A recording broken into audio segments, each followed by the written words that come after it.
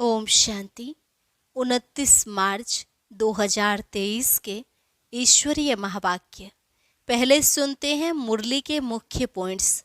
बाबा ने कहा, हर एक बच्चे की बुद्धि में यह जरूर आना चाहिए कि हम उस शिव बाबा के सम्मुख बैठे हैं जिसकी महिमा सारा संसार गा रहा है। शिव बाबा है मोस्ट बिलवेड, सबसे प्यारा बाप। उनको कभी भूलना नहीं चाहिए। अगर बाप को भूल और कोई की याद में रहेंगे तो डिफेक्टेड हो जाएंगे। दिन रात यही स्मृति रहे, हम ब्रह्मा द्वारा बेहद के बाप की संतान बने हैं और उनसे भविष्य 21 जन्मों का वर्षा पाने के लिए श्रीमत पर पुरुषार्थ कर रहे हैं। यह ड्रामा सुख दुख का बना हुआ है। सुख में राज्य करते हैं श्री लक्ष्मी नारायण, फिर त्रेता में आए राम सीता। ऐसे ऐसे सारा दिन यह ज्ञान बुद्धि में टपकता रहे तो तुमको बहुत खुशी रहेगी। फिर बाबा ने कहा, मैं निराकार हूँ, मेरे में ही सृष्टि के आदि मध्य अंत का नॉलेज है। मैं तुमको पढ़ाता हूँ इस मुख द्वारा। अब तुम भी मेरे समान नॉलेजफुल बन जाओ तो चक्रवर्ती राजा रानी बन जाएंगे। और लास्ट में बाबा ने कहा, अब तुमको बाप जैसा मास्टर ज्ञान सागर, पवित्रता का सागर बनना है। देह का अहंकार टूट जाना चाहिए। अपने को देह से न्यारी विदेही आत्मा समझो। फर्स्ट क्लास टिकट है सूर्यवंशी राजधानी की, सेकंड क्लास है चंद्रवंशी की और थर्ड क्लास है प्रजा की। अब जिसको जो टिकट चाहिए वह ले लो। और अब सुनते हैं महावाक्यों को विस्तार से। मुरली का सार। मीठे बच्चे, तुम्हारी याद अनकॉमन है। जिसे तुम इन आँखों से देखते नहीं उसे याद करते हो और उसकी याद से तुम्हारे विकर्म विनाश हो जाते हैं। प्रश्न, किस एक आदत का त्याग करो तो सब गुण स्वतः आते जाएंगे? उत्तर, आधा कल्प से देह अभिमान में आने की आदत जो पक्की हो गई है, अब इस आदत का त्याग करो। शिव बाबा जो मोस्ट बिलवेड है उसे याद करो। कोई भी देहधारी की याद ना रहे तो सब क्वालिफिकेशंस आ जाएंगी, डिफेक्ट निकल जाएंगे। आत्मा पवित्रता का सागर बन जाएगी, खुशी का पारा चढ़ा रहेगा, सब गुण स्वतः आते जाएंगे। गीत। ओम नमो शिवाय। ओम शांति। बच्चों ने अपने बेहद के बाप की महिमा सुनी और बच्चों के आगे वह बेहद का बाप सम्मुख बैठा है। हर एक बच्चे की बुद्धि में यह जरूर आना चाहिए कि हम उस शिव बाबा जिसकी यह महिमा है उसके सम्मुख बैठे हैं और उनसे हम 21 जन्मों के लिए सदा सुख का वर्षा ले रहे हैं। यह याद आने से ही खुशी का पारा चढ़ना चाहिए। ऐसे नहीं जिस समय सामने सुनते हो उस समय याद रहे और फिर भूल जाओ। नहीं, भूलना नहीं चाहिए। बच्चे जानते हैं हम फिर से अपना राज्य भाग्य ले रहे हैं तो बुद्धि चली जाती है उस निराकार बाप की तरफ। उनको बुद्धि से जाना जाता है। दिन रात बुद्धि में यह याद रहना चाहिए, हम बेहद के बाप से भविष्य 21 जन्मों का वर्षा ले रहे हैं। निश्चय तो पक्का होता ही है। लौकिक माँ बाप में निश्चय बैठा, फिर उनमें संशय थोड़े ही हो सकता है, परंतु यह नई बातें हैं। बुद्धि से बाप को जाना जाता है। बच्चे जानते हैं कि हम शिव बाबा के बने हैं, उनसे ही वर्षा मिलना है। हम कल्प कल्प उस बाप से वर्षा पाते हैं। बुद्धि में याद आता है, बाबा आप द्वारा हमको फिर से राजाई मिल रही है, हम हकदार हैं। जबकि हकदार हैं तो जरूर बाप को याद करना होगा। लौकिक बाप से वर्षा लेते हैं वह तो बहुत याद पड़ जाता है। इसमें अनकॉमन बात यह है, जो बाप को याद करने से हमारे पाप भस्म होंगे, इसलिए बाप को याद करना पड़ता है। लौकिक बाप की याद तो ऑटोमेटिकली रहती है। इन आँखों से देखते हैं, बच्चा पैदा होता और मम्मा बाबा कहता रहता। यह बाप इन आँखों से दिखाई नहीं पड़ता, बुद्धि से याद करना है। हम शिव बाबा की ब्रह्मा द्वारा संतान बने हैं और 21 जन्मों का वर्षा पाने के लिए श्रीमत पर पुरुषार्थ करते रहते हैं। इसमें पहले पहले मुख्य है पवित्रता। जितना याद करेंगे बुद्धि पवित्र होती जाएगी।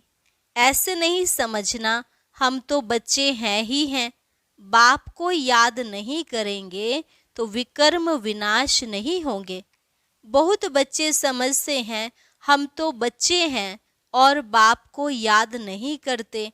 कहते हैं ना, मुख से राम राम कहो, परंतु इस राम का, शिव बाबा का चित्र तो है नहीं, इसलिए मनुष्यों का बुद्धि योग चला जाता है उस राम तरफ।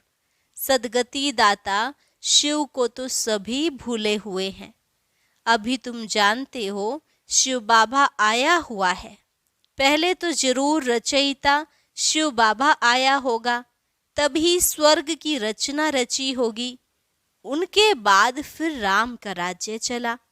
अब तुम सतयुग त्रेता में राज्य करने के लिए बाप से वर्षा ले रहे हो। यह बुद्धि में चलना चाहिए। परम पिता परमात्मा शिव आते ही एक बार हैं। राम सीता लक्ष्मी नारायण आदि भी एक ही बार आते हैं। भले पुनर्जन्म लेते हैं, परंतु नाम रूप देश काल सभी बदल जाता है। राम सीता भी प्रारब्ध भोगने लिए पुनर्जन्म लेते हैं। यह ज्ञान सारा बुद्धि में टपकना चाहिए तो खुशी रहेगी। कोई को भी समझाना बहुत सहज है। स्वर्ग के रचयिता बाप से तुमको इस समय वर्षा मिल सकता है। बेहद के बाप को याद तो सभी करते हैं। बाप नई सृष्टि रचता है तो सभी सुखी हो जाते हैं। इस समय तो सभी दुखी हैं। यह ड्रामा ही सुख दुख का बना हुआ है। सुख में कौन राज्य करते हैं? लक्ष्मी नारायण। फिर त्रेता में राम सीता। तुम जानते हो इतने वर्ष इस घराने का राज्य चलता है। क्रिश्चियन समझेंगे हमारे क्राइस्ट ने राजाई रची। फिर Edward the first the second राज्य करते आए। पास्ट होता जाता है। भारतवासियों को तो कुछ भी पता नहीं है। तुम बच्चे जानते हो सतयुग में लक्ष्मी नारायण का राज्य था, जिसको ही हेवन स्वर्ग कहा जाता है, जो बाप ही स्थापन करते हैं। पतित दुनिया में आए तब तो पावन बनाए। यह याद रहना चाहिए। हम उस बाप से बेहद का वर्षा ले रहे हैं श्रीमत पर और धारणा कर रहे हैं। यह भूलना नहीं चाहिए। बरोबर शिव बाबा कल्प पहले भी आया था, जिसका यादगार भी है। अब वह फिर से आया हुआ है। पहले आते हैं निराकार शिव बाबा। वह आकर तुमको देवी देवता बनाते हैं। सतयुग में लक्ष्मी नारायण प्रैक्टिकल में राज्य करेंगे। फिर भक्ति मार्ग में पुजारी बन चित्र आदि बनाएंगे। लक्ष्मी नारायण का इस समय कोई एक्यूरेट चित्र तो नहीं है। फिर प्रैक्टिकल में आएंगे। अब शिव बाबा तुमको प्रैक्टिकल में पढ़ा रहे हैं ब्रह्मा द्वारा। कितनी सीधी बात है। और कोई भी स्कूल में ऐसे नहीं कहेंगे तुम्हारी आत्मा पढ़ती है। टीचर की आत्मा हमको पढ़ाती है। वे सब मनुष्य मनुष्य को पढ़ाते हैं। वास्तव में पढ़ाती आत्मा है। आत्मा ही ऑर्गन्स द्वारा पढ़ती है। आत्मा कहती है मैं अब बैरिस्टर बन गया हूँ। नॉलेज से बैरिस्टर बनते हैं। यहाँ तो है वंडरफुल बात। निराकार शिव बाबा निराकार आत्माओं से बात कर रहे हैं। आत्मा में संस्कार रहते हैं। मनुष्य यह भूल जाते हैं। निराकार बाप इन द्वारा समझाते हैं। उनका एक ही नाम शिव है। तुम भी कहते हो शिव बाबा, बुद्धि ऊपर चली जाती है। लौकिक बाप को याद करने से शरीर याद आ जाएगा। शिव बाबा का शरीर तो है नहीं, परमात्मा का मंदिर ही निराकारी रूप का है। आकारी देवताएं हैं, साकारी मनुष्य है। वह है ही निराकार शिव। तुम्हारी आत्मा अब नॉलेजफुल बन रही है। बाप कहते हैं मैं निराकार हूँ, मेरे में सृष्टि के आदि मध्य अंत का नॉलेज है। मैं तुमको पढ़ाता हूँ इस मुख द्वारा। तुम भी मेरे समान नॉलेजफुल बन जाओ। यह नॉलेज सिवाय निराकार बाप के कोई दे नहीं सकता। निराकार परमात्मा को ही नॉलेजफुल, ब्लिसफुल, पतित पावन कहा जाता है। बाबा कहते हैं सारी दुनिया को बदल, नई दुनिया मैं ही बनाता हूँ। जैसे मुझ निराकार में सारे झाड़ की नॉलेज है, वैसे तुम आत्माओं को भी बनाता हूँ। तुम्हारी आत्मा भी ऐसी नॉलेजफुल बनती है। तुमको आप समान बनाता हूँ। इस सृष्टि के आदि मध्य अंत की नॉलेज सुनने से तुम चक्रवर्ती राजा रानी बनेंगे। मनुष्य मनुष्य को देवता बना न सके। बाप है ज्ञान का सागर, पवित्रता का सागर। बच्चों को आप समान बनाते हैं, तो सब गुण होने चाहिए। फिर तुम देवता बनेंगे तो क्वालिफिकेशंस बदल जाएंगी। बाप की क्वालिफिकेशन अलग है। बाप ज्ञान का सागर है, तुमको भी बनना है। बाप पवित्रता का सागर है। हम आधा कल्प पवित्र रहते हैं। बाप कहते हैं ड्रामानुसार तुम पतित बने हो, फिर मैं आकर पावन बनाता हूँ 21 जन्म लिए। सिर्फ तुम श्रीमत पर चलो, एक मुझे याद करो, दूसरा न कोई। मैं तुमको स्वर्ग का मालिक बनाता हूँ। बाप को भूल और कोई की याद में रहेंगे तो डिफेक्टेड हो जाएंगे। शिव बाबा है मोस्ट बिलवेड, सबसे प्यारा बाप है। तुम्हारा नाम भी गाया हुआ है, वंदे मातरम। तुम्हारी आत्मा पवित्र बनती है। तुम पवित्र बन भारत को स्वर्ग बनाते हो, इसलिए तुम्हारा नाम है शिव शक्ति पांडव सेना। तुम पांडव भी हो, क्योंकि परम धाम की यात्रा पर युद्ध के मैदान में खड़े हो, माया पर जीत पाने लिए। बच्चे जानते हैं हमको बाप जैसा मास्टर ज्ञान का सागर, पवित्रता का सागर बनना है। देह का अहंकार टूट जाना चाहिए। जन्म जन्मांतर देह धारण की है तो वह आदत पक्की हो गई है। अब इस आदत का त्याग चाहिए। जैसे बाप निराकार है तो देह अभिमान कहाँ से आया। तुमको भी इस पुरानी देह को छोड़ मेरे पास आना है। विनाश होता है तो कुछ कारण होगा ना। वर्थ नॉट ए पेनी चीज का ही विनाश होता है। अब तुमको स्वर्ग चलने लायक बनाते हैं। वहाँ सदैव सुख ही सुख है।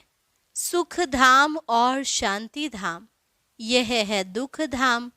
अशांत किया है रावण ने, फिर शांति देने वाला है परम पिता परमात्मा। कोई कहते हैं मन की शांति चाहिए। बोलो कैसी शांति चाहिए। यह तो है दुख धाम। क्या तुमको सुख धाम चलना है? बाप को याद करो तो सुख धाम चलेंगे। अशांत करने वाला है रावण, माया, जो यहाँ हाजिर है। मुक्ति जीवन मुक्ति में अशांत करने वाला रावण होता नहीं। इसलिए अब चलो अपने घर वापिस। अगर सतयुग में चलना चाहते हो तो चलो। हर एक आत्मा जीवन मुक्ति जरूर चाहती है। ऐसे नहीं सब सतयुग में जीवन मुक्ति में चलेंगे। वह तो सिर्फ तुम बच्चे ही जाते हो। बाकी जो आत्माएं ऊपर से आती हैं वह पहले जीवन मुक्ति में है। माया की परछाई नहीं लगती है। सतो प्रधान बन फिर सतो रजो तमो में आते हैं। माया के होते हुए भी आत्मा को सुख जरूर भोगना है। दुख नहीं हो सकता क्योंकि पवित्र है ना। फिर अपवित्र होने से दुख पाएंगे। ऐसे नहीं आने से ही दुख पाते हैं। ये सुख दुख का खेल बना हुआ है। बाबा के ख्यालात चलते रहते हैं। मनुष्यों को भीति देने के लिए बोर्ड लगाना चाहिए। सिर्फ चित्र देख मनुष्य मूझते हैं। समझो शिव बाबा का चित्र रखते हैं और नीचे लिख देते हैं DT world sovereignty is your god fatherly birth right. मनुष्य चित्र देख कहेंगे भगवान ऐसे थोड़े ही होता है, भगवान का रूप क्या है। फिर भी लिखा हुआ रहता है बहनों और भाइयों, आकर बेहद के बाप से 21 जन्म सदा सुख पाने का पुरुषार्थ करो। वह तो जब कोई सम्मुख आए तब समझाया जाए, निमंत्रण देते हैं। दिन प्रतिदिन बहुत शॉर्ट बनाना होता है, पिछाड़ी में शॉर्ट होता जाएगा। मन मना भव, बाप को याद करो और उनसे वर्षा लो। तो लिखना चाहिए बहनों भाइयों, सतयुग की राजाई 21 जन्मों के लिए बाप से आकर प्राप्त करो। इस होवनहार लड़ाई के पहले, इस लड़ाई से ही स्वर्ग के द्वार खुलते हैं। यह कोई दुनिया नहीं जानती, तुम जानते हो। इस लड़ाई से ही भारत सुखधाम बनेगा। वह कोशिश करते हैं लड़ाई न लगे। तुम जानते हो इस महाभारी महाभारत लड़ाई से ही महाविनाश होना है। सब आत्माओं को वापस जरूर जाना है, क्योंकि खेल पूरा हुआ। फिर से पार्ट बजाने आएंगे तो युक्ति से लिखना चाहिए। तुम हो रूहानी पंडे, वह है जिस्मानी देहधारी पंडे। तुम अपने को विदेही आत्मा देह से अलग समझते हो। तुम जानते हो बाप हम आत्माओं को ले जाएंगे, तो तुमको लिखना पड़े कि बेहद के बाप से आकर वर्षा लो। निराकार अक्षर जरूर लिखना है। तुम जानते हो बाबा आया हुआ है इस कर्म क्षेत्र पर, हम भी वहाँ से आते हैं। सभी आत्माएं जो एक्टर्स हैं, इम्पेरिसेबल हैं, इमार्टल आत्माएं हैं, कब मरती नहीं। यह अच्छी रीति निश्चय हो जाना चाहिए। हम शिव बाबा से अनेक बार वर्षा ले चुके, फिर भी लेंगे। पुरुषार्थ से तुम जानते हो शिव बाबा हमको स्वर्ग का वर्षा दे रहे हैं, तो क्यों नहीं उनसे वर्षा लेते हो। बाप और वर्षे को याद करेंगे तो अंतमति सोगति हो जाएगी। बाकी सिर्फ राम राम कहने से मुक्ति थोड़े ही हो जाएगी। अखबार में डालते हैं फलाना स्वर्गवासी हुआ। उनसे पूछना चाहिए स्वर्ग किसको कहते हो। यह तो नरक है, तो पुनर्जन्म भी नरक में लेंगे। स्वर्ग है तो पुनर्जन्म भी स्वर्ग में लेंगे। अगर कोई शरीर छोड़ नरक से स्वर्ग गया, वहाँ तो उनको बहुत वैभव मिलेंगे। फिर नरक के वैभव खिलाने उनको स्वर्ग से नरक में क्यों बुलाते हो। उनको नरक का भोजन खिलाएंगे तो ऐसी बुद्धि हो जाएगी, जैसा अन्न वैसा मन हो जाएगा। स्वर्ग में तो दूध घी की नदियां बहती हैं, तुम तो घासलेट का खाना खिलाएंगे। श्रीनाथ द्वारे में अच्छे घी का भोग लगता है, क्योंकि वहाँ राधे कृष्ण का चित्र है, तो उन्हों की याद में भोग भी अच्छे अच्छे वैभव बनाकर लगाते हैं। ऐसा भोग और कहाँ नहीं लगता। जगन्नाथ का भी मंदिर है, वहाँ चावल का भोग लगाते हैं, वहाँ वैभव नहीं चढ़ाते। अब तो नरक है तो दुख है, स्वर्ग में तो सुख था। बाप समझाते तो बहुत अच्छा है, परंतु धारणा नंबरवार होती है। यह भी ड्रामा में नूंद है। ड्रामा अनुसार नौकर चाकर भी बनने हैं। 3rd क्लास टिकट भी कोई तो जरूर लेंगे ना। 1st क्लास है सूर्यवंशी राजधानी, 2nd क्लास चंद्रवंशी राजधानी, 3rd क्लास है प्रजा। उनमें भी नंबरवार हैं। अब जिसको जो टिकट चाहिए वह लेवे। अच्छा, मीठे मीठे सिकिलधे बच्चों प्रति माता पिता बाप दादा का याद प्यार और गुड मॉर्निंग। रूहानी बाप की रूहानी बच्चों को नमस्ते। रूहानी बच्चों की रूहानी बाप दादा को नमस्ते नमस्ते। Good morning. धारणा के लिए मुख्य सार। पहली पॉइंट, बाप समान ज्ञान का सागर, पवित्रता का सागर बनना है। विदेही बनने का अभ्यास करना है। बाप की याद से बुद्धि को पवित्र बनाना है। सदा इसी नशे में रहना है कि बेहद के बाप से हम 21 जन्मों का वर्षा ले रहे हैं। वरदान, न्यारेपन के अभ्यास द्वारा पास विद ऑनर होने वाले ब्रह्मा बाप समान भव। न्यारेपन के अभ्यास द्वारा पास विद ऑनर होने वाले ब्रह्मा बाप समान भव। जैसे ब्रह्मा बाप ने साकार जीवन में कर्मातीत होने के पहले न्यारे और प्यारे रहने के अभ्यास का प्रत्यक्ष अनुभव कराया। सेवा व कोई कर्म छोड़ा नहीं, लेकिन न्यारे होकर सेवा की। यह न्यारापन हर कर्म में सफलता सहज अनुभव कराता है। तो सेवा का विस्तार भले कितना भी बढ़ाओ, लेकिन विस्तार में जाते सार की स्थिति का अभ्यास कम ना हो, तभी डबल लाइट बन कर्मातीत स्थिति को प्राप्त कर डबल ताजधारी ब्रह्मा बाप समान पास विद ऑनर बनेंगे। स्लोगन, स्वयं को ऐसा शक्ति स्तंभ बनाओ जो अनेकों को नई जीवन बनाने की शक्ति प्राप्त हो। स्वयं को ऐसा शक्ति स्तंभ बनाओ जो अनेकों को नई जीवन बनाने की शक्ति प्राप्त हो। अच्छा, और अब सुनते हैं आज का अव्यक्त ज्ञान मोती। ये एक बहुत संस्कारितापूर्ण वीडियो है, जरूर देखें, कोई भी मिस ना करे।